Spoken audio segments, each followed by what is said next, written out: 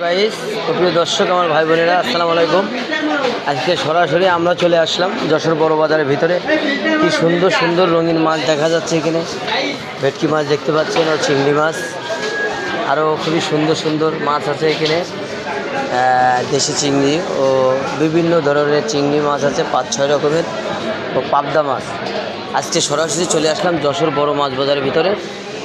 আমাদের জলিল মামার দোকান দেখেন কি সৌন্দর্যভাবে সে বসে আছে, অথচ বাজারে কোনো কাস্টমার নেই। এগুলিও ফাঁকা ও এগুলিও ফাঁকা। দেখতে পাচ্ছেন সরাসরি যশোর বড় মাছ বাজার, বাজারে কোনো কাস্টমার নেই।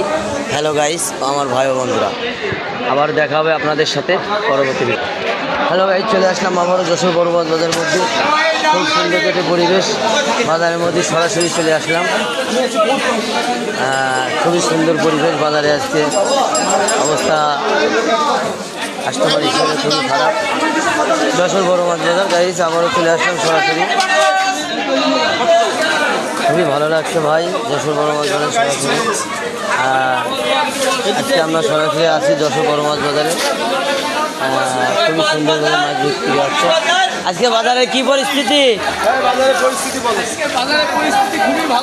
খুবই ভালো। ওই পাশের লোক করছে খারাপ, আবার আপনারা করছেন ভালো, তাহলে কি হলো?